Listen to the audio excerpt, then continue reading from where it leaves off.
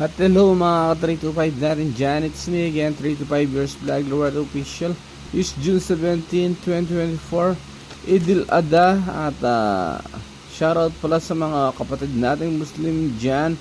Is peace of sacrifice para sa kanila. So respeto para sa kanilang kumbaga events, mga ka-325. Then holiday natin ito ang mga ka-325 advantage bilang respeto sa kanilang events. Yeah. At kung mapapansin nyo mga ka-325, isa baligtad yung ating dyan mga ka-325 camera. Nagkabaligtad siya, so doon kayo sa bilag tumingin ngayon for today's video mga ka-325. Dyan tayo magbabiyahe. Yeah. Maraming salamat pala sa inyong lahat na sumusuporta sa akin dyan mga ka-325.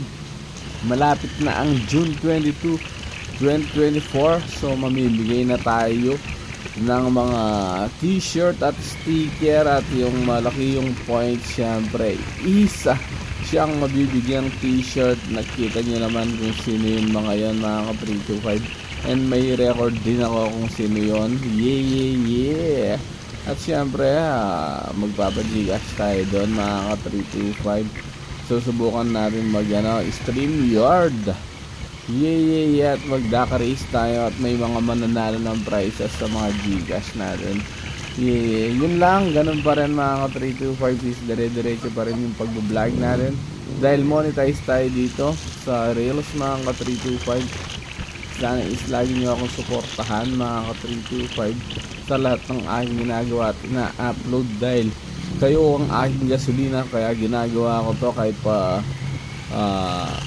barya-barya lang yung kinikita natin dito. Actually centavo lang, pero sana pagdating ng panahon is kikita tayo para mas maganda ang bigayan natin sa ating mga supporter.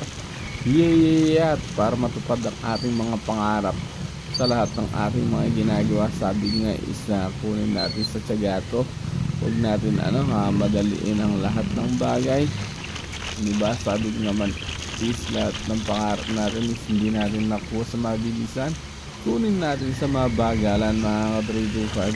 Kaya magsipag ka lang sa trabaho dahil lahat ng pangarap mo hindi mo makukuha sa isang minuto, sa isang oras, sa isang araw, sa isang buwan, sa isang taon.